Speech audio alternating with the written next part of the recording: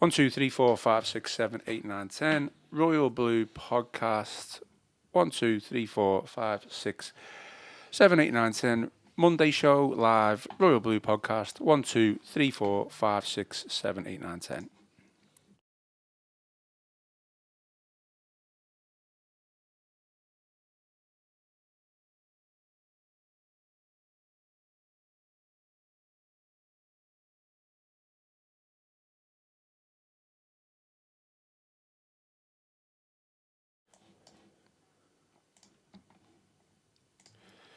Hello and welcome to the Royal Blue Podcast. It's the Monday show. We are live and I am your host, Ian Croll. Joining me in the Royal Blue studio, as always, is Everton's home and away correspondent. Everton's home and away, the Echo's Everton correspondent, home and away, Joe Thomas. Mixed me words up there. Joe, how are we? All good? Yeah, very good, cheers. Good weekend off? Feeling refreshed? It was busy last week, so, it feels like for so many reasons, it's another new, isn't it, for Everton? We've got the new owners, new stadiums on the horizon, all that. New era, new future, and now we've got a new manager to take Everton through it, so interesting times ahead. Absolutely. We've also got Gav Buckland in the studio, as ever. I say. Happy? Excited? What's the feelings, the general consensus? I'm happy, yeah. I won't say excited. No. I'm happy. I think Moyes is the best option. That's what you're talking about. Moyes is the best option, albeit with some reservations from me. But I think it's a sensible choice. When you said Joe's the home and away correspondent, that implies that there has actually been in the past a home correspondent and an away correspondent. You know. Well, what's your title? The Liverpool Echoes Everton correspondent, home and away. Well, there's no home and away in it. Yeah. It's just Everton correspondent. Well, so, I cover more than just matches, Ian. I'm more than that. Yeah. Whoever did the podcast before me, I can't remember who it was. They're obviously not relevant. They always used to call you. They used to say home and away correspondent or Everton correspondent, home and away. Am I just getting completely mixed up? Well, I'm just Everton FC correspondent. So that'll do. That's fine. And you go on Wednesday. You will be as one would expect if I'm home and away correspondent. I am there on the Goodison Park on Wednesday. Yeah. Okay. Well, keep an eye out for Joe's analysis. Just a technicality that I think needs a clearing up. You know, next time I'm just going to refer to him as Joe Thomas. I'm not even going to give him a big intro. Yeah, absolutely. Joe, don't even introduce him. People know who he is. The chaos that's just caused for this podcast. Unbelievable. Okay. Today's agenda, obviously David Moyes is back on the hot seat. He addresses the media today, 4:30. 4:30. I think it was originally slated as 4, but it's 4:30 now, so keep an eye out for the press conference today. I guess what can we expect? That's what we're going to discuss. What can we expect from Moyes as a whole? We're going to discuss that. I'll ask the lads for a few predictions now that there's been a big change. And yeah, we've got a new manager and in a big game on Wednesday against Aston Villa as well. So Moyes' first game back. Interested to hear the lads' thoughts on that. As always, give us a thumbs up, drop us a like and subscribe to the channel. Support is greatly appreciated and we are live. So interact, get your questions, get your opinions in as well. One last plug. Tomorrow, the Goodison Park, my home interview with Ian Snowden is going to go live. So that is Tuesday the 14th, 10 a.m. So keep an eye out for that on the Royal Blue YouTube channel and all our audio platforms as well. Really good. We did film it. I think it was in December sometime. We just haven't had the chance to get it out because we've been so busy. But it is going out on tomorrow, 10 a.m. Keep an eye out for it. Okay, Joe. I guess have you had time to take a breath? I mean, it's been a crazy whirlwind past. What is it now? 72 hours, I suppose, since Sean Dyche was sacked. Where do you stand on everything right now? Yeah, to be fair, I had quite a decent weekend, really, because I think by the end of Friday, it was pretty clear that Moyes was about to come in. So I know it was officially confirmed at 9 o'clock on Saturday morning, but if you'd have picked up the Echo before then on Saturday morning, you'd have seen Moyes on the front page saying that he was set to return. And it was, I wrote that before the game against Peterborough that he looked odds on to come in. So, it was quite a straightforward process in that respect. I think probably aided by the fact that Graham Potter had gone to West Ham earlier in the week. He was somebody that was on the Freakins' radar, and had he been there and there'd be no competition for him, it might have been interesting to see where they would have gone and whether they'd taken a little bit more time to consider and talk to different parties. But obviously he was gone by that point. Moyes was probably the only realistic candidate in terms, unless you want to go for left field. He was certainly the safest candidate. I think we know that. So yeah, last week was really a strange week. Because on the one hand, events would suggest it was really busy, but it very much did peak and trough. And I just tweeted now, and we're speaking on Monday morning, and it was 7 days ago that I wrote a piece basically saying that something needs to change at Everton. I didn't expect perhaps quite the amount of change that we have had 7 days later, but I think it was very clear at the time that Bournemouth was a watershed moment. It felt like a turning point. For anybody that's seen my press conference with Sean Dyche after the game, I think you can probably begin to see the beginnings of that. I think you can certainly see that by Peterborough's pre-match press conference on Tuesday, where he struck a very different tone to how he normally comes across, and we now know what was going on in the background as well. So yeah, I think change. I don't think change was inevitable, but I think change had to happen in some format. Whether that was either getting behind Sean Dyche and saying, right, we need to actually be very proactive in the transfer window now to give him a chance, or to say, you know what, this we don't have faith in him to kind of turn things around. The underlying numbers are as bad as the performances that we can all see, and actually we probably need a bit of a change of approach because of what's happening elsewhere, i.e. likes of Ipswich and Wolves strengthening not just on the pitch with their results but also in the transfer market. Yeah. Why then, Joe's just mentioned there, Moyes considered the safe appointment, and everyone, even myself, has said it. Yeah. Why is he considered the safe appointment compared to the other candidates? It's interesting this. We spoke briefly about this on Friday. I mean, for me, he should be appointed. It's a sensible appointment because of his recent West Ham experience. The fact that he got West Ham to Europe 3 times in 3 or 4 seasons. He was competitive, finishing the top 6 or 7, 2 or 3 times. I think he got into the last 8 in Europe, was it 4 times, something like that. So if you forget about the Everton links, that's enough. That's enough on somebody's CV to make him an ideal candidate. If he had never managed Everton before, and Everton now appointed him based on what we've seen him do over the past 5 or 6 years, I think everyone would agree that would be a sensible appointment. Yeah, absolutely. I think, is that right? Absolutely, and that's it. So it's a bit like, the West Ham element's the cake. The fact that he's managed Everton before Abby Alonso, that's a cherry on top of the cake, I think. I know there's been arguments over the weekend about and discussions over, and I said this on Friday, don't go back, which I still think there's elements of that, but I think, that's really irrelevant. I think it's just the fact that his recent West Ham experience and his experiences abroad and even at Man United, you could argue, in a different environment, that's enough to make him the sensible appointment. He's available, so you don't have to poach off anybody else and pay compensation, and things can move quickly. And I suppose the only sticking point was the length of contract that he was going to get, and he was holding all the cards, wasn't he, really? Lack of options elsewhere and a sensible appointment. Going to a new stadium, he's holding all in terms of negotiations, he's got the strong hand, hasn't he? And that was reflected in his length of contract. And so sensible, possibly not ideal. I still don't think people should argue around it. I was being at Everton before, and that's because so much has changed in football in that time. It is West Ham. He's an experience. He'll be facing managers.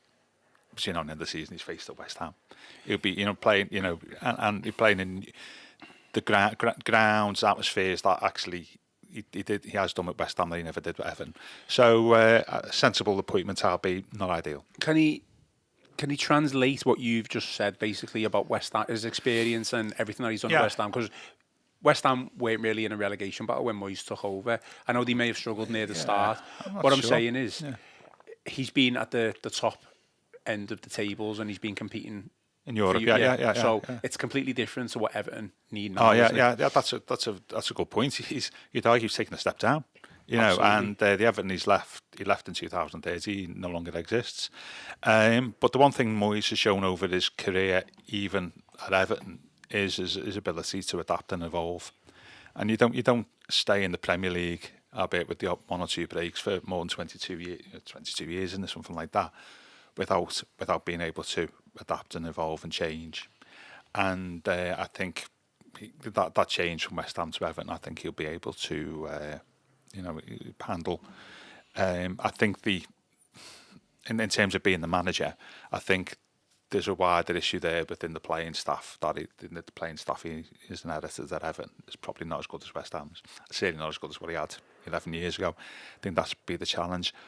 Also, as well, we spoke about this on Friday. It will be interesting to see how his relationship with Thelwell works compared to the relationship between Dyche and Thelwell.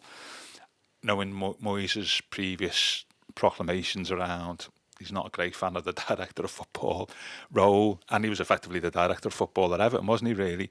And so that'd be interesting to see. And bear in mind, Thelwell's contract is up at the end of the season. So I think that's the fascinating bit in this. And I also said, on a wider point, as I said on Friday, what the Freakin's attitude to the director of football is, considering this appears to be a Freakin appointment, not a director of football appointment.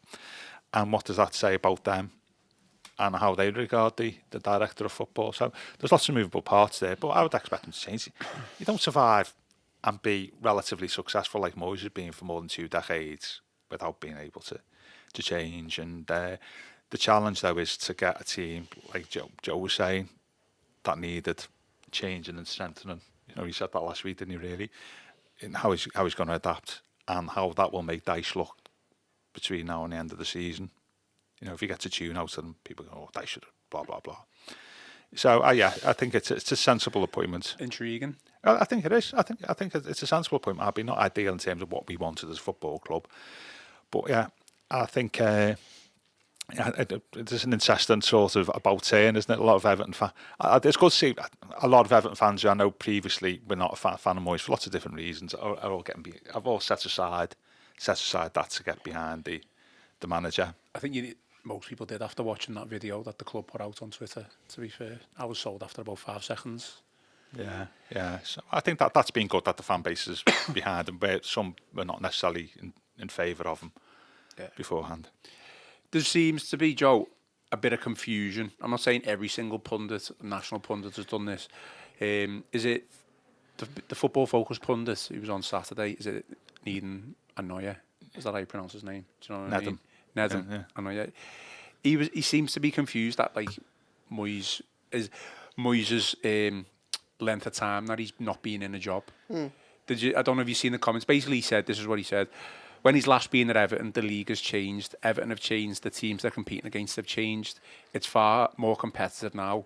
He's got the capability, but so do other teams. So I'm not 100% sold.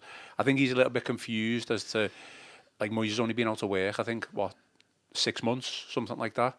So it's not like he's been out of work and the game's completely changed while he's been out of work. It's a short period of time that he hasn't been a manager. I think it's really interesting because you've seen so much of the commentary from outside the club has been that this is a risky appointment, and again this idea that Moyes might not know what he's doing coming back. And I think that yes, it's true that Everton have changed; they've gone backwards since Moyes left. And yes, it's true that the Premier League has changed. Of course, as in the past decade, it's been absolutely transformed. But there seems to be this unilateral failure to recognise that Moyes has been part of that transition and actually been successful within it. Albeit not at Everton and perhaps with a club that's had better resources than Everton have certainly in the last few years. But Moyes has very much been a part of the recent Premier League era, and he's had success in it with what he's done with West Ham. And albeit, yes, he's had the talent there, he still had to help put together that team, and he still had to. Moyes has repeatedly qualified for Europe with West Ham at a time when there were several other clubs in similar positions of West Ham. Probably what we would view as mid-ranking Premier League clubs that either had new money or fresh momentum. He was still qualifying for Europe at a time when Newcastle were coming through and getting into the Champions League, when Aston Villa were emerging as a force at the top end of the table, when the likes of Brentford and Brighton were emerging as consolidated, sustainable mid-table teams. So he's someone who has been of a kind of a mid-level Premier League club that's managed to keep them fighting, probably punching above their weight to qualify for things like Europe, even at a time when it's been getting harder to do so. And he's probably not given enough credit for that. I think that Moyes has evolved since he left Everton, and he I think that you asked why he's a safe appointment. The reason he's a safe appointment is perhaps not necessarily because of what he's done in recent years. He's a safe appointment because he's what he's done previously at Everton, and that's what Everton need right now. They need a safe pair of hands. They need someone that can come in, doesn't need to take 3 months to get to know the club, to understand the club, to understand Goodison, to understand what the fans want and desire, because obviously that's a power that can be so powerful when harnessed appropriately. And Everton don't have the luxury of having someone taking time to get to know the club right now. They need results. They need to stay in the Premier League this season. He's someone that can come in and he's got a fast track. He doesn't need that education. That's why he's a safe appointment, because when you look who's out there, he's the safest person. Yeah. He's the person that you would think would have the quickest route to be able to get the best out of this club as a whole at a time when it can't afford anything less than that. And I think that's the danger, where if you looked at someone like Graham Potter or someone, a foreign manager or someone else out of work, they don't have that track record, which means they'd be able to come in and get the best. We don't know what the best of this club is. It might be comfortable mid-table. It might very quickly, like Gav alludes to there, make Sean Dyche look, tarnish his legacy for this season. It may well be that it continues to be a struggle for the rest of the season, and perhaps more people recognise the challenges of what Dyche had to deal with and try and work with.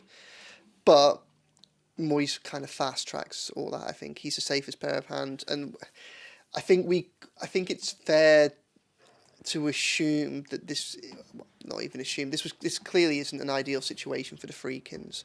I think a lot of people, I put myself in this, kind of divided Everton's future up into two very distinct categories. The challenge of surviving between now and the summer, and then the overhaul of the squad that will take place because so many players are out of contract.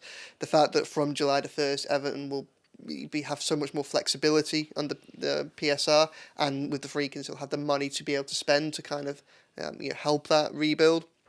Move into the new stadium and the opportunity that brings. It felt like you almost needed one ideology for the next 6 months and then another one going forward. And that's why I think everybody at the club was so keen for Sean Dyche to be able to manage this next few months. Obviously that hasn't been the case, and I think the Freakins were left in a very difficult situation then, because they have probably had to make a considerable concession on what their ideal plans would be over the past week. They probably want Dyche to stay. Well, they did want Dyche to stay to the end of the season. And then you've got the foundations to bring someone new, fresh, exciting in and build something. They haven't been afforded that luxury because of what's happened. But the second part of why Moyes is a positive person is that, and probably why they were, ended up conceding a 2.5-year contract, is when you look at his recent experience with... So everything he's done at Everton in the past makes him ideal for the next 6 months. Everything he's done with since, he's obviously managed, albeit unsuccessfully at Manchester United, but he's managed in that environment. He's gone abroad, managed elsewhere. He's managed recently in the Premier League at a club that has been trying to be moving up the table and had success with them, brought them silverware. Those are all attributes that should be helpful for what Everton want to do from the summer onwards.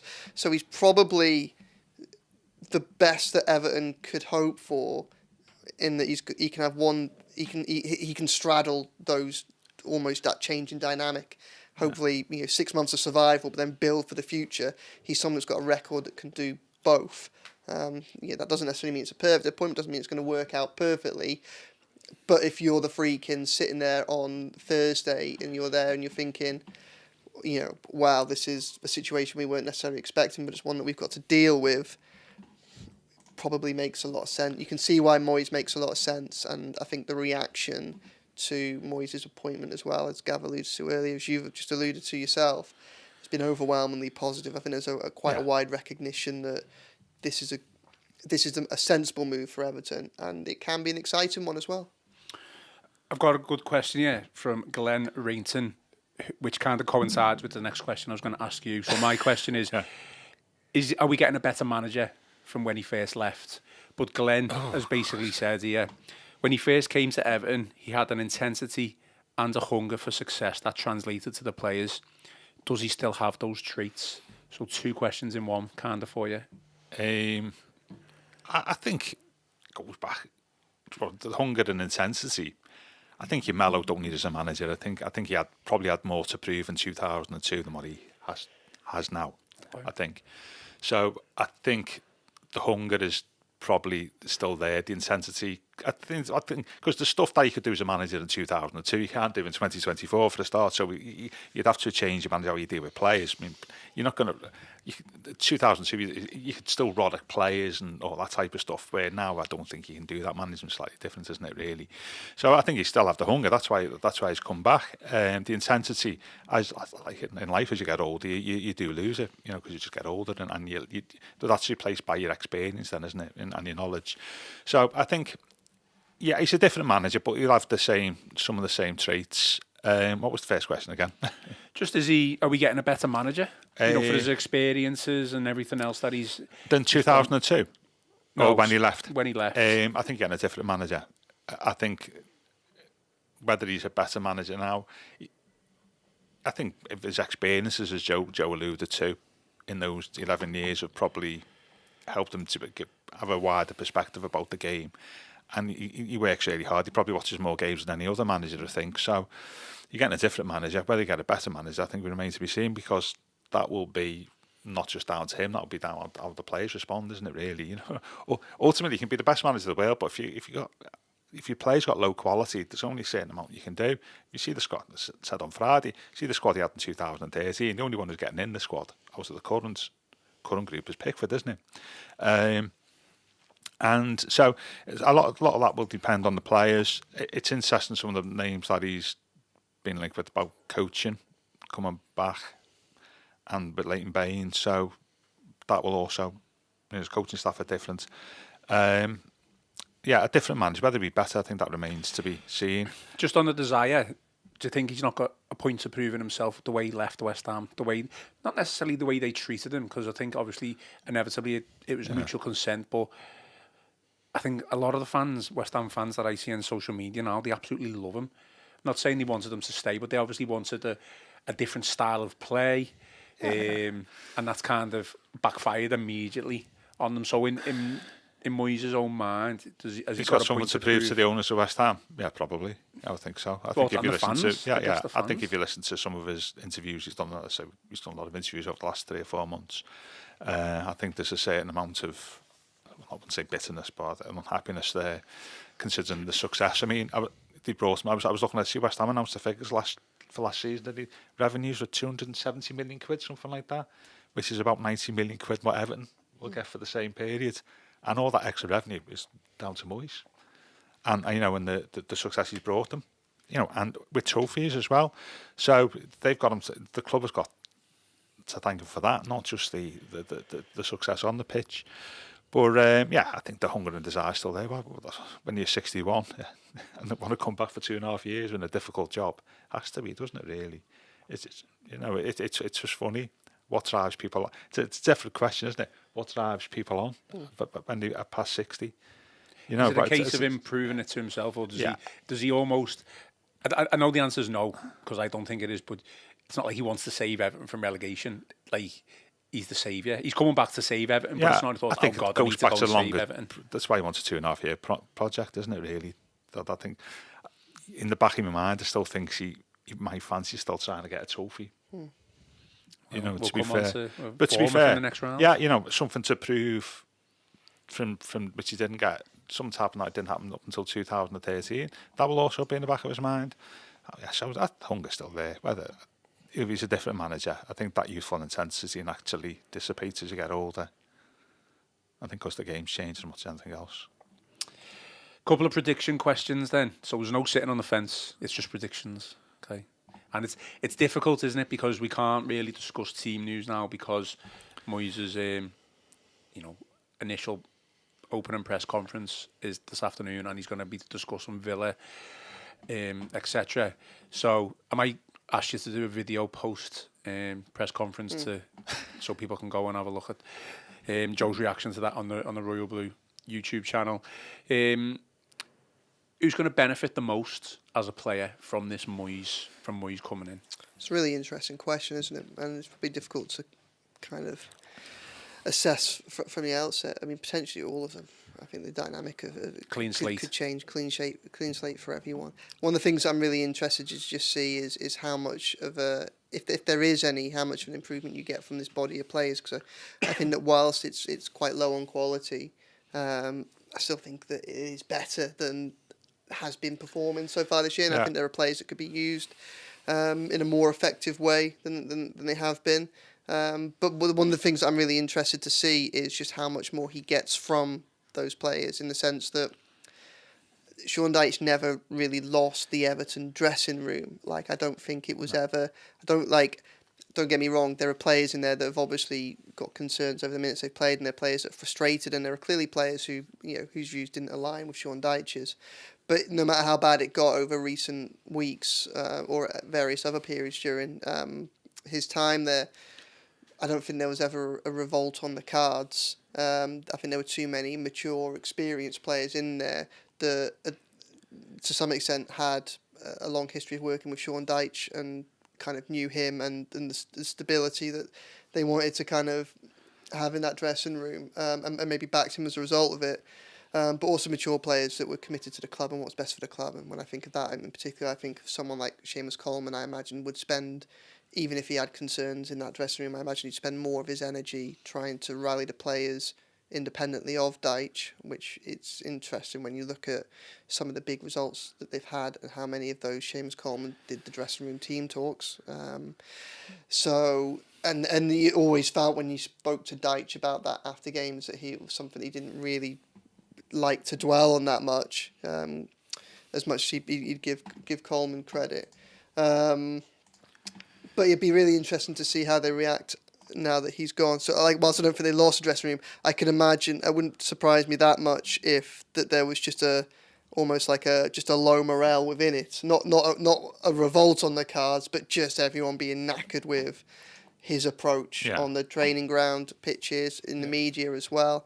I know that obviously one of the things I was writing about last week was, I know, for instance, that his comments about Jared Branthwaite's role in the Bournemouth goal last week, he kind of went out of his way to raise Branthwaite in his role in the goal, not being able to make that clearance in the post-match press conference. Like, nobody was asking him about it. It wasn't necessary. But I know that those comments struck a chord with some in that dressing room who were a bit like, they noticed it. Do you know what I mean? Like, they know there was a bit of a, like, why are you doing that? That's not particularly helpful. And I think that when you look at both Forest and Manchester United, he came out after games and suggested the players weren't doing what they'd been told to do, which again was, after Forest, one of the questions I asked him was, well, that's twice now in a couple of weeks. Like, I mean, what is the issue here? So whilst I don't think that we're ever in the position where we're on the brink of a revolution in that dressing room against Sean Dyche, like there was no mutiny on the cards, I wouldn't be that surprised if there was just just a pall, like a shadow hanging over that dressing room on morale and things like that. And it'll be interesting whether this just gives a boost that brings an extra 15-20% out of them. Obviously, a new manager often does that. That's what you get with the new manager bounce. But it does feel like there'll be a bit of fresh momentum in that squad now because of the change. And it'll be interesting to see how far that carries through, how much they're just better because they have a new lease of life. But in terms of... I do think Everton will improve going forward. Obviously, I mean, that's about as easy a thing to say as possible. They didn't have a shot on target in their last game, did they? But one of the things that confused me at the end of Dyche's tenure was the way in which he seemed to use his strike. He almost, I know injuries played a part in this, but he kept playing the wrong tactics to the wrong strikers. So when he did try and change personnel up front, it was only personnel that he would change. Like Beto and Dominic Calvert-Lewin aren't hugely dissimilar, but they're not the same player. Yeah. But Breuer and Calvert-Lewin are different players. So when you can play that long ball and ask Dominic Calvert-Lewin to try and hold the ball up and win those first headers all you want. Breuer's not that type of striker, but they carried on doing the same to him. And then Beto's not quite the same type of striker, and they'd carry on doing the same to him. I imagine that we would see far more a more imaginative, I don't even think it's just more effective approach from Moyes. I think that's something that he will have learned a lot about. Well, look, he's had 20 years in the Premier League. Things can't get worse on that front. I imagine he'll use all of the experience to get a bit more out of those players. So I think it's the attacking players that have the most to gain, and I think we'll probably see an improvement there. Definitely. Danny Church says Patterson will benefit most. Yeah, that's good, yeah. Badger YouTube channel name says Mikalenko. Mr. Blue Sky says Patterson and Beto will be the two players that benefit hugely. Well, they're really interesting ones because obviously with Beto, I mean, we haven't. Let's be perfectly honest. People like myself who work on Everton have had plenty to keep us occupied over the last few days, but we haven't had a Breuer update. And we're not entirely sure on where Calvert-Lewin became, because all of a sudden I'll scratch that question off my list then, because I had that. Yeah, that wasn't prescient after when you're speaking to Leighton Baines, given everything that had gone on already that day. So, you know, it may well be what certainly feels to be the case now is, whereas, say, this time last week, Beto looked like an obvious potential outgoing this window because there seemed to be a bit of interest in him. He was clearly the least favoured of the main strikers, and you know, he thought that he might be able to get some money in for him, either on loan with an obligation or a sale, that could then perhaps be used to strengthen elsewhere. Well, all of a sudden now you've got Breuer, who looked bad, didn't it? You've got Yusuf Chimiti, who we know is probably not going to be available till at least February, and even then, while Deitch turned to him quite a lot during like October, November, as he looked for potential solutions on the horizon. You know, he's not a player of significant Premier League, and he hasn't even got Premier League goals. So to stake your survival hopes on that is a lot. So, you know, it may well be the case that you're left with just two fit strikers at the club. One of them's Calvert-Lewin, who we know has a question mark hanging over him because of his ankle issue, and the other one's Beto. So I think Beto could well, benefit from this because he might have to be the number one for a little bit. And then Patterson, I think Patterson's a really good shout because again, things couldn't really been any worse for him under Sean Dyche. He's probably one of those handful of players that you put in that category of saying, well, clearly wasn't working for him there. There's probably a breakdown in the relationship to, at least from a footballing perspective, because he just never got a chance. Well, you know, now he may well do, mightn't he? And so we'll have to see on that. Anyone who you'd be worried about, Gav? I mean, you can come in on benefit in terms of like who's dropping off, who would be maybe not be able to play in a Moyes style system. Obviously, you're gonna have to do a lot of running, a lot of working hard. It would be interesting to see what happens with the captaincy. Tarkowski. Yeah, he changed the captain, didn't he, when he came, didn't he? I think he made Ferguson captain for his first match. But could you see him just dropping off, especially with O'Brien as well? That Tarkowski is associated with Dyche, and what you were talking about in terms of the players, maybe dark shadow hanging over him. It'd be interesting to see what he does with the captaincy, whether he retains Tarkowski or he thinks, actually, I want my own captain, who that is, I don't know, but obviously Coleman is there. Whether he, I don't know, maybe Young even, you know, somebody like that. I think that'll be an interesting aspect to it. But I think, just generally speaking, I think going back to the point, I think all the players would benefit. And I'm thinking back to when Moyes was here the first time. Is you have a look, say his team, like say the late 2000s, early 2010s, is all them players that he had have all stayed in the game, either as managers, coaches, pundits. You know, you've had Arteta and Carsley for a start. You know, Lescott's coaching with England, Baines is coaching with Everton, Coleman will go into coaching. Obviously, Neville was always going to go into to coaching and management. You know, Duncan went into to coaching and management. People like Jackie Elker and Osman have become, you know, a pundit. So Tim Howard as well, pundit in America. So all them people. David Wade, director of football at Brighton, is the list goes on. If you're looking at that speaks a lot to the way like players have learned and developed under Moyes, as both as individuals and in the wider context in football. Kale's obviously another one in Qatar, is he, something like that. So from that perspective, I think all the players should benefit from his knowledge, and I've built up over 25 years as a manager, and I think Branthwaite and O'Brien might be two players who I think Branthwaite still needs development. I think Moyes is the one thing he doesn't know how to play, being a centre half himself, is how to play centre half, which is interesting as well because you could say the same about Dyche, obviously centre half, and Dyche brought him into the team, but. One of the things that Dyche would always concede was that he'd do everything he could to not overcoach him. They're almost. I don't quite know how I'd pitch it. I don't think it was necessarily a case of I was a Football League centre back, you're a Premier League and an international centre back. There's nothing I can teach you.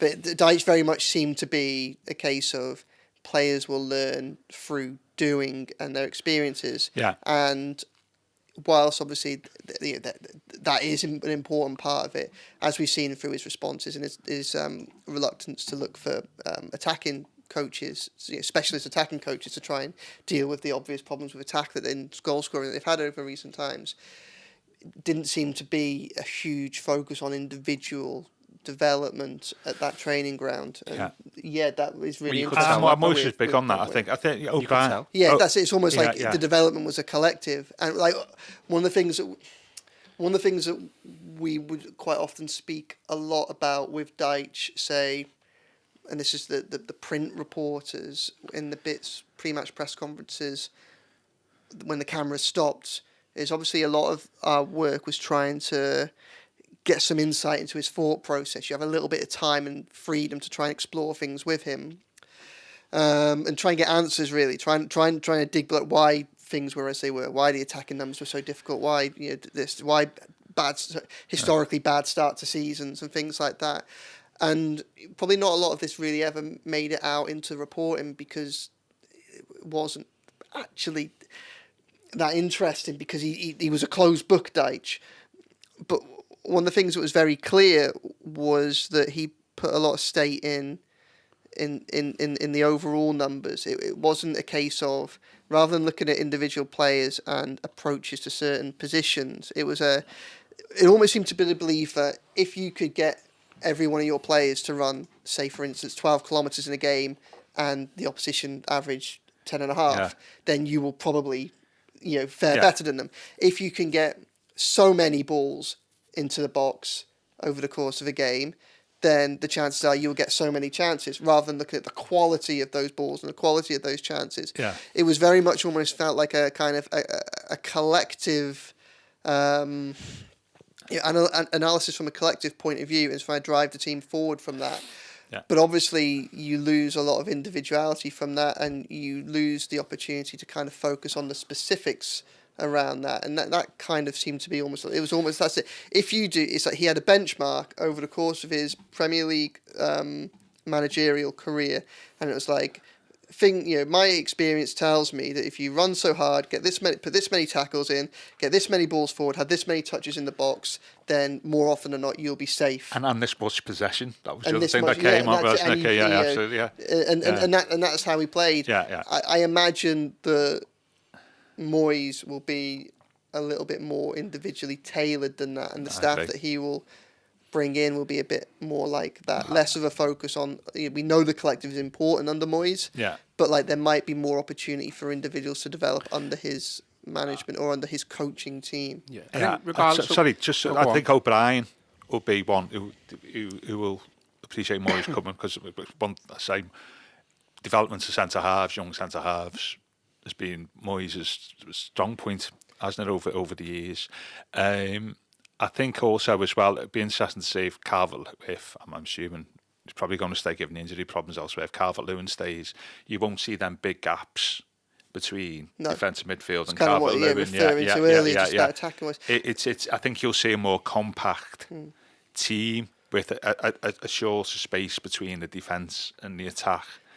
And so I think, although I think Moyes always had the problem with his centre forwards. That's for a different day. I think you'll see a more compact team, and that will help the centre forward players in and around. I know you want to move on, Ian, but I'll just jump in with just two more thoughts just in there. One with someone like Branthwaite would be really interesting, because for all he's clearly a player of the future. Deitch increasingly became inevitable that he wasn't a manager of the future. So when it's very clear that he was a pragmatic manager for the here and now. So if he's sitting there thinking, I'm probably not going to be here more than 6 months, it feels like O'Brien is a signing for not this 6 months, but for next season and the season after. And if you're looking at Deitch, and in fairness, he had a hell of a lot of fires to put out. How much energy is he going to commit to developing someone for what they can do for Everton in 12 months' time, when he knows he's probably not going to be there? And then just secondly, with what you were saying there about how tactically they can probably evolve. I think we've all agreed that whilst the squad doesn't have as much quality as a lot of other mid-table Premier League squads, it's probably better than what Deitch was getting out of it at the minute. I think one of the big, and I've thought a lot about this over the last week, I think one of the big failures of Deitch over the past 6 weeks has been the failure to see that the side that he had in December was not the same side that he had in August. So when he was really struggling, when Everton, they have been in recent weeks, have been really struggling attacking-wise, a lot of his fallback has been, look how we were in August when we created more chances. I tried to transition to a more attacking side, but as a result of that, we sacrificed our defensive solidity, and albeit, we created more chances, we were getting undone because we just don't have the strength at the back and in the middle. And we, as a result, Everton conceded 3 goals against Brighton, conceded 3 goals against Villa, 4 against, was it Spurs and 3 against Bournemouth. 3 against Bournemouth. They conceded so many goals. Where I think there's a legitimate frustration with Dyche, where I think he can pick up on him, is that he kept using that excuse in December and at the beginning of this month. And actually, when you look at it, the side was very different. This time, the difference between now and 4 months ago is that you had Pickford in one of the best spells of form that he's been in during his Everton career. You have Young, who's rehabilitated himself in the eyes of Everton fans because he's been such a professional this season in difficult circumstances. You have Branthwaite, the England international centre-back that he didn't have at the start of the season, which means you can push further up because of his pace. You've got Tarkowski, who now looks fit, and he didn't look fit at the start of the season. At the start of the season, you had Decore and you had Idrissa Gueye, who both looked like they were carrying knocks from the summer. You didn't start the season with Oral Mangala, who has been a good sign, and I think we'll agree. Jesper Lindstrom, Iliman Dye have both had, for all that Dyche would say about the lack of Premier League experience being something that hold them back, well, by the time you get to December, they've both got 2-3 months of experience in them, and you can use them a little bit differently.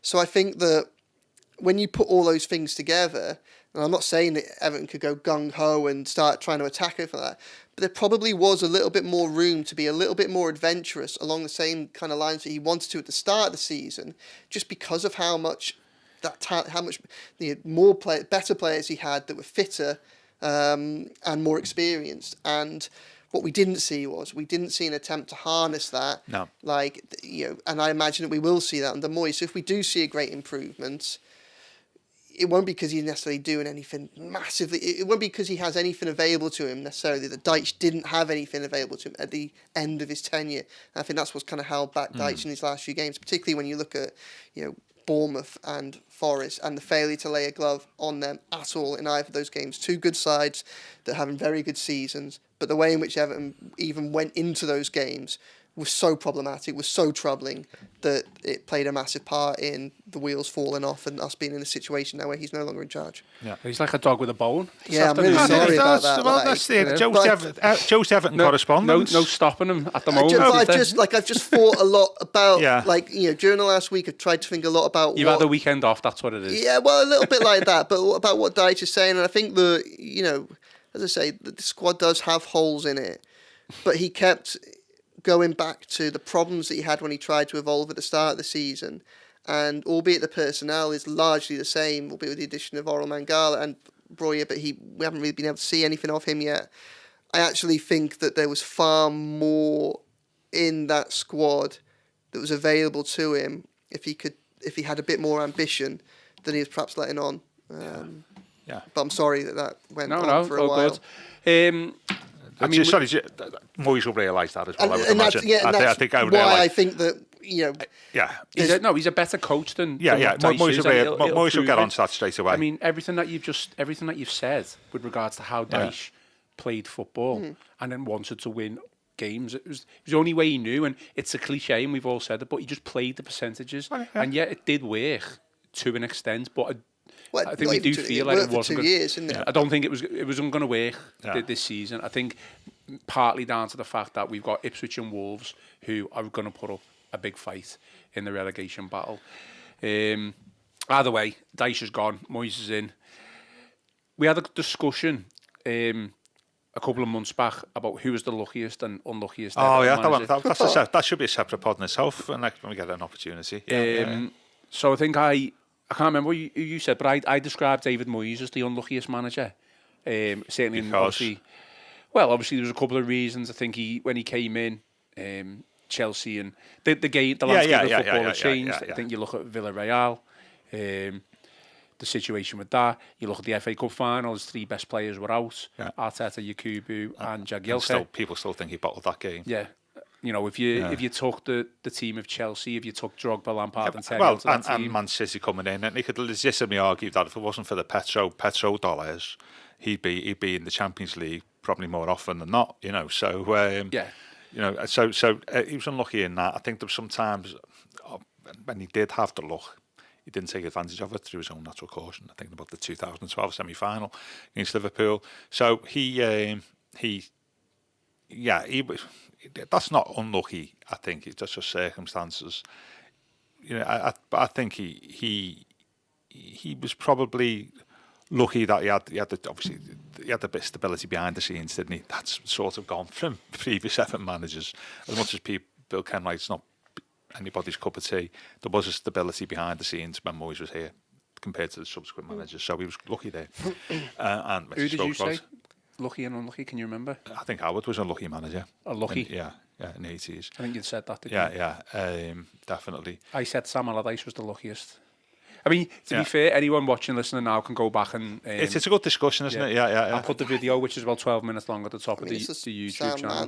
There's an argument to say that Dyche is pretty lucky. Yeah, I think a lot of people say that, absolutely. Again, and I have to stress, I wrote me column on Saturday, and a big part of it was saying that Dyche deserves a lot of credit for what he's done at Everton, and working through the conditions that he has, he's delivered safety 2 years in a row against the odds. It is a remarkable achievement when you look at what he had to put up with off the pitch. But I also think that the issues off the pitch provide him with quite a degree of shield when it comes to scrutiny, because it was always harder to try and hold him necessarily to account for what was happening on the pitch, because you knew everything that was going on off it, or we knew some of what was going on off it.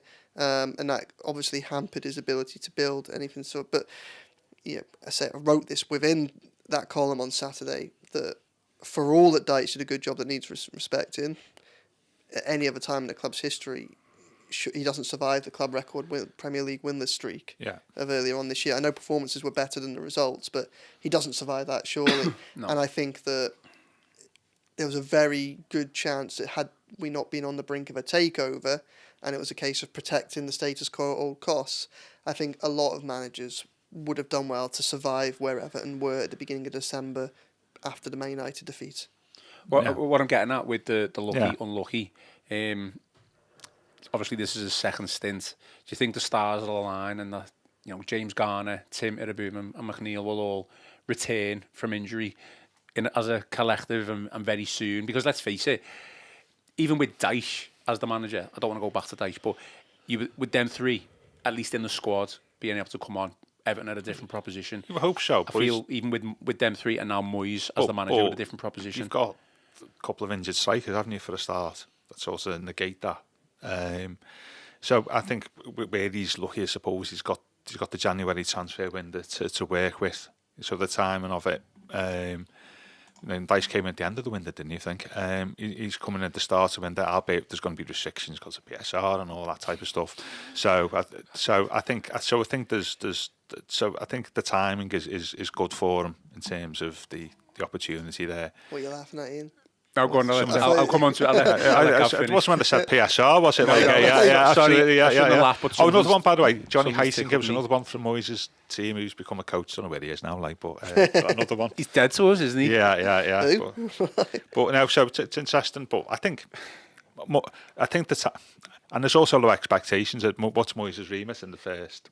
Yeah, survival. It's a bit like 2002 again, isn't it? Really, I'll be getting me a Tom Kitten CD out there when I get home. Wow. But no, it could almost get worse before it gets better. I don't think it can get worse, but I don't think it needs to get better by a lot. I don't think people are.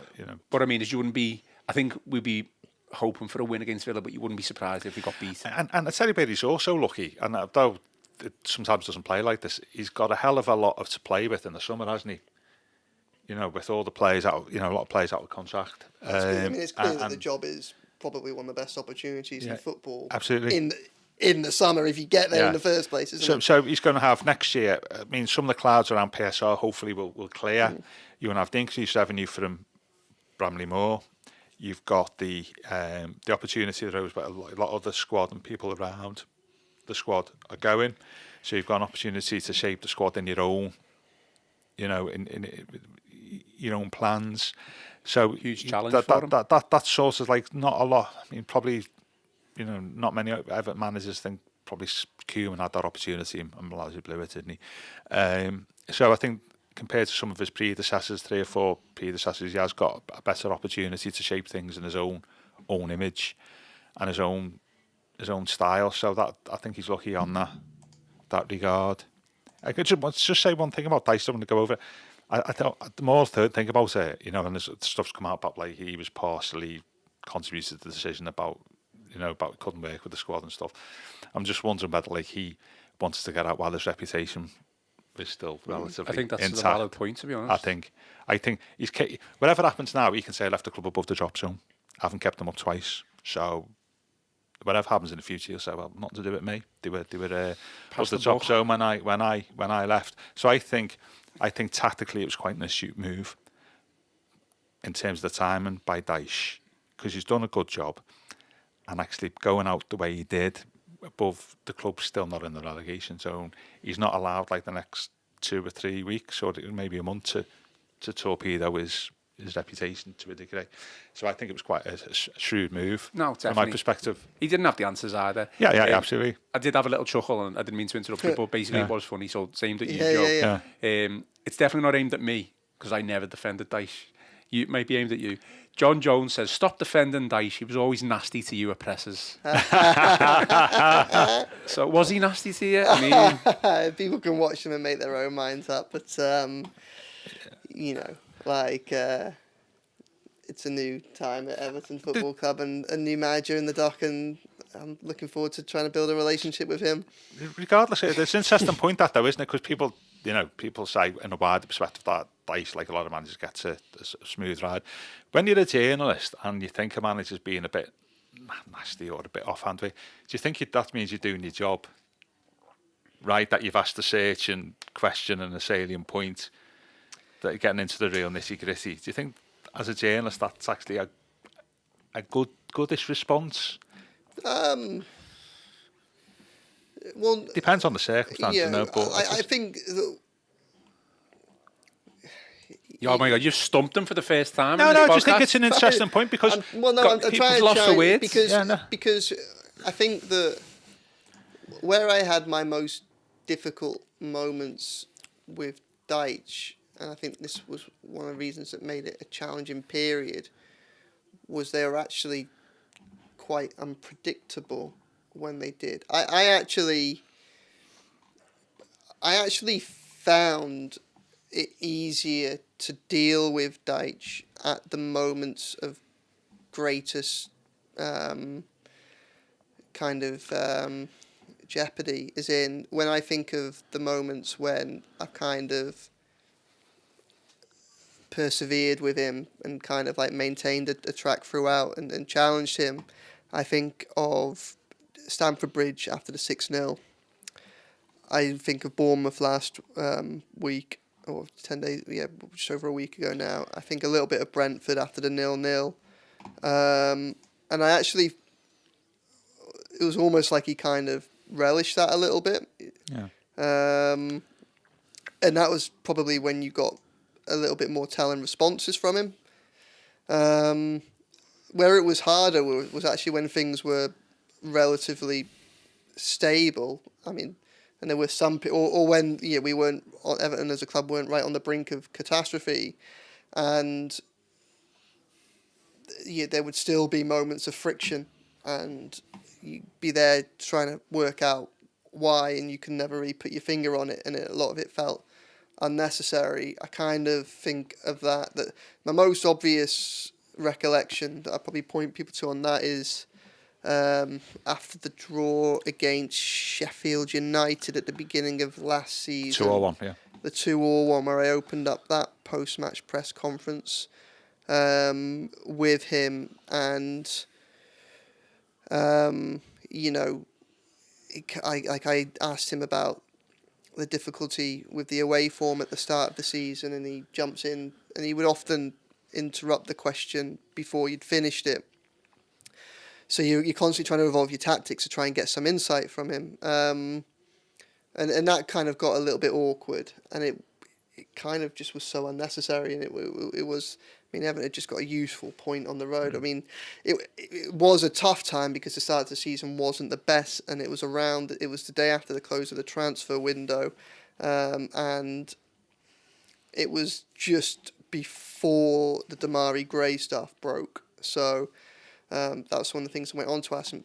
But I think still at that point, I don't think it was until Damari Gray the morning after, in response probably to Dyche's response to my question that night.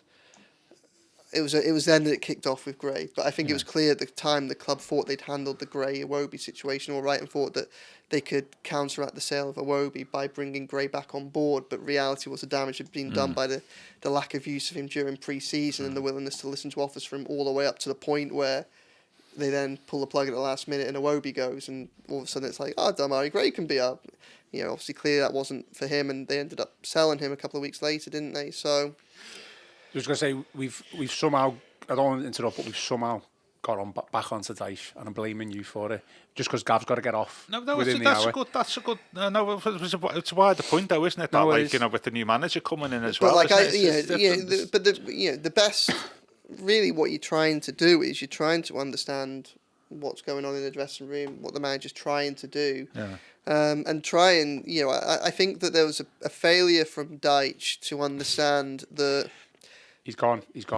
Leave him. I wanted to ask you this. I don't want to interrupt. Well, let me answer this, because I think this is an interesting answer. No, so I mean, we need to move on, because I can't. You honestly don't want to. No, I can't. I haven't got the time. I don't want to be funny. Come on. I've got this question. What's the matter? I want to ask you. Ndai, will he be moved to the centre, or will he be kept on the left? I don't know what they'll do initially, because obviously they've got problems to try and fill, but I think ultimately his best position is the central position. Okay. I imagine that Moyes, when he's got the opportunity, will see that.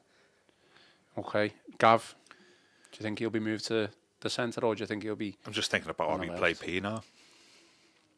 Wide left. A lot of people suggesting that he's a Pienaar, but a lot of people... No, he's a different player to Pienaar, but there was sort of that role, a right-footed playing out wide left, was a sort of staple of Moyes' last sort of 7-8 years, wasn't it? Or maybe a bit less than that. And I'm just wondering whether, with all due respect, Mikalenko's no Baines, but I'm just wondering whether if in terms of the shape of his team and how he wants to play that. I mean, he had Jared Bowen playing on the opposite flank, didn't he, coming in? And I'm just wondering whether he might look at that option of retaining him wide left, and why he does playing through the middle, I'm not so sure. But I think we can adjust that by being more compact. So we'll see. Okay, I want to do Villa predictions, but got some questions before we do. Brian Ball, I'm not thrilled with the Moyes return, but not disappointed either. It does show a lack of ambition from the club, but it is what it is. So we just have to all get behind him and the team.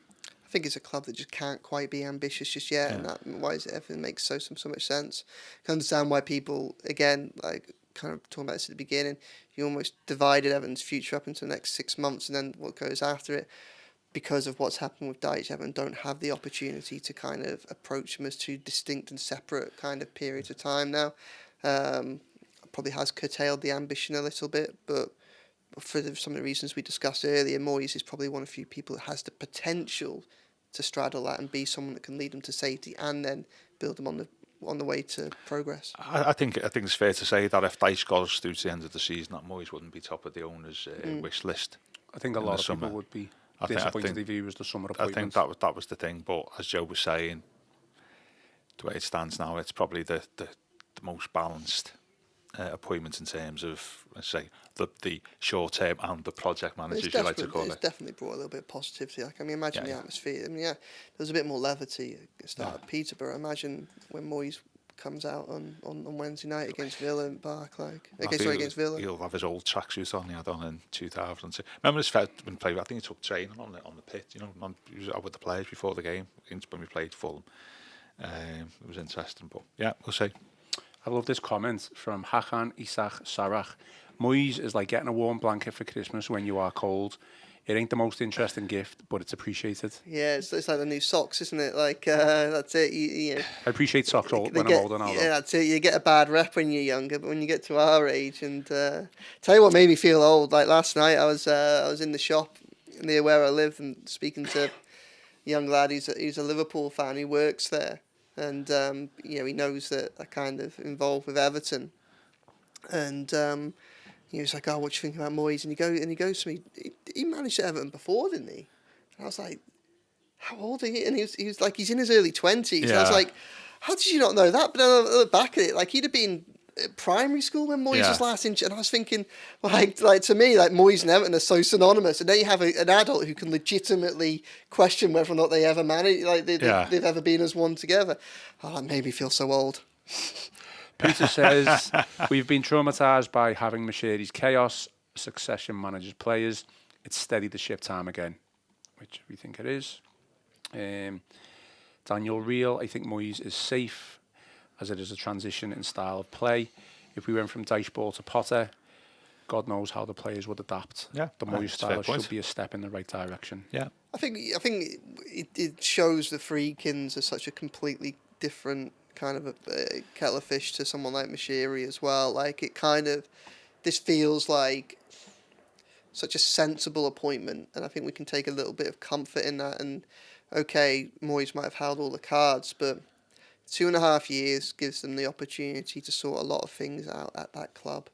And to really genuinely build it. To me, it suggests that they're not looking for a quick buck in Everton, like a quick profit in Everton. It's like they actually want to do the hard work to completely stabilise the club and build genuinely firm foundations, and they're happy to spend time doing that.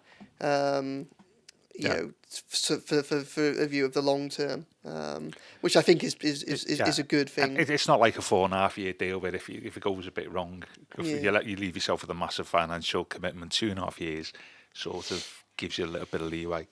Either way, I think. Okay, I don't think it's fair that we pick our teams because we don't really know what's going to happen and Moyes is going to set up. So we'll leave that one, but we will do predictions. Yeah, the other thing was, don't worry, I'm not going to back on Dyche. I think another player that benefit is Pickford as well, because he's worked with Moyes before, hasn't he, at Sunderland? Yeah, true. You know, so that's a bit of continuity there, isn't it? So I think that's worth pointing out. I can't think of any other players yet that who've gone into coaching and management. I think it's one of them. Like we've talked about the players who are going to benefit, you know, Patterson, etc. So if Patterson benefits, it's like you said, probably Young is out. So there's always a benefit to one player, but then it's a detriment to another. It'll be interesting to see what he does with Mykolenko, because there's two options, isn't there? There's just give him a fresh lease of life and hope that he kind of grows into it, or he's probably either or with Patterson or Mykolenko, because I think you either end up with Young moving across to the left and then freeing up a space that Patterson could potentially grow into, or you keep him where he is, and then that gives Mykolenko I think it'd be foolhardy to leave Young out the team.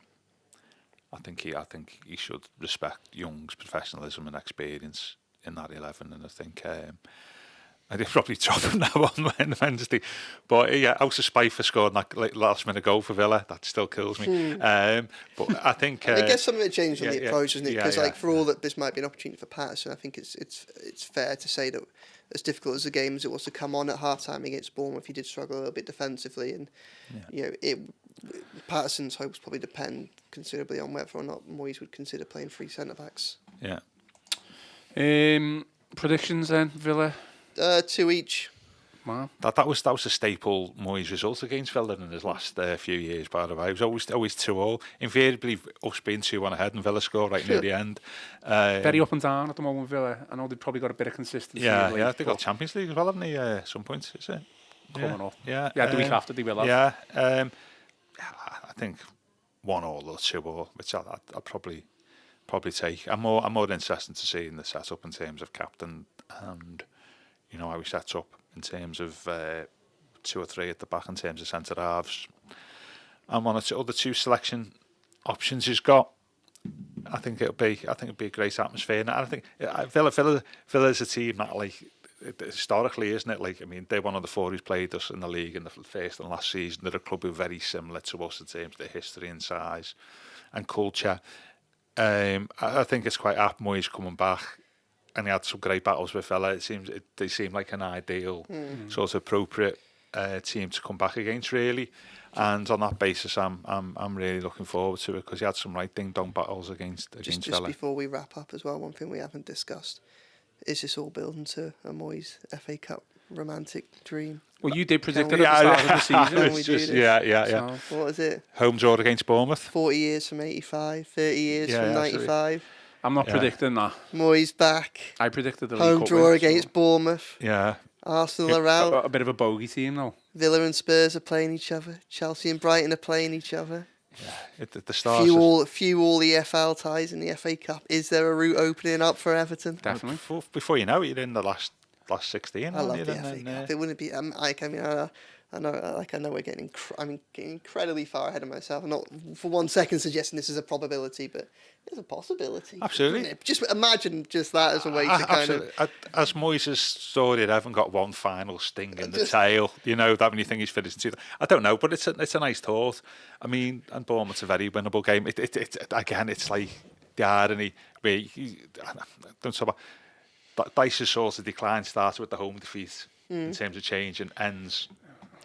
It's tenure against Bournemouth. Moyes gets Bournemouth in the FA Cup. Lampard's did the same. Yeah. And now, are you trying to say that if Everton lose in the FA Cup 5th round to Bournemouth, then that's just at the beginning of the end for Moyes? No. It's an opportunity, isn't it? I mean, Martin has never recovered from the 3-3 draw there, didn't he? So I think it was just an irony, that draw, wasn't it? Bournemouth at home in more ways than one. And I'm looking forward to it. And there's a few avenues that can open up. Definitely. Paul S says, does Joe watch Home and Away or prefer Neighbours? I always preferred Neighbours growing up. Yeah, I agree. And I also so growing up I preferred Neighbours, and then at the beginning of my professional career, one of my first jobs was working in a stationery warehouse, and as it happened, the lunch break kind of coincided with Neighbours being on the TV. So that used to be in my sandwiches in the warehouse watching Neighbours whilst I was having a break from loading up pallets and driving forklift trucks. What were you? Neither. I was the Sullivans. That was in the 70s. That was the sort of 70s version of Neighbours. Now I'm calling from accounts. There we go. Yeah. And Bluey. Yeah. My Australian staples. Skippy the bush kangaroo. That was many years ago. Interestingly, if you're predicting, not now, you're sticking with your FA Cup prediction. So let's start the season. Well, I'm riding this bandwagon all the way through. We're going to Wembley. If we go to Wembley, I reckon we'll get the semi-finals is definitely on. Yeah. Well, Goodison's last home game will change then, won't it? Yeah. It'll have to move to a midweek. Well, we could get Wembley for the semis, couldn't you? But if they get but they are finals. Just imagine. I mean, it would be fitting if Goodison's last game was under the lights as well. I think they're going to move that to a Monday. They've got to, because it's a Sunday right now, isn't it? Because the FA Cup finals. Well, they'll move it to a TV slot, won't they? So could be a Sunday like 4:30 or something. Yeah. It'd be a disgrace if it's like 12:30 on a Sunday. That'd be awful. Yeah. Prediction for Villa. I'm not predicting an FA Cup win because I've been burnt, but I'm going to go with you. I'll happily stick with what you're going to say. I'm going to go 2-1 against Villa. For them? Or For us. I'm going to say I've gone from not predicting Everton scores because we always get beat to predicting how it's actually going to go. So, okay. 2-1, they'll score first, and it'll be a typical Moyes fight back. Okay. 1-1, 2-1, last minute goal, last minute winner. A Jelavic type goal against Spurs, you mean? That would be tremendous. Beto celebrating Amadou Onana's face at the end. I like it. Oh, that's another aspect of Wednesday, isn't it? It's quite interesting. Right, we've gone on far too long. You've got such Luca busy Dean people. in tears. Well, and Anana as well. That'll be, and Barkley. Who else have they got? That's us. Wow. Yeah. Okay. Interesting. Yeah, I'm a busy man. I'm going to have to get off. And I know you're a busy man as well. Yeah, absolutely. Final thoughts. No, keep on. No. Yeah. My final thoughts. Forget you two. Oh, you're joking. Ian Snowden tomorrow, 10 a.m, Tuesday the 14th. Keep an eye out for that interview with Chris Beasley. Really good. Is there anything you want to finish off with? Well, Moyes' interview's still well worth revisiting, isn't it? Yeah, which is at the top of the Royal Blue YouTube channel. Joe? Only fitting that you have the last words, mate. Okay. All right, well, that is all for today's show. Please remember to subscribe to the channel, give us a like, interact, leave us a comment. Most importantly, enjoy the rest of your day. Keep an eye out for Moyes' press conference, 4:30. Joe will be in attendance. Keep an eye out for all his reaction, his written content, and his video, hopefully, which he'll send over and I'll upload. I've been Ian Croll, joined by Gav Buckland and Joe Thomas, and this has been the Royal Blue Podcast.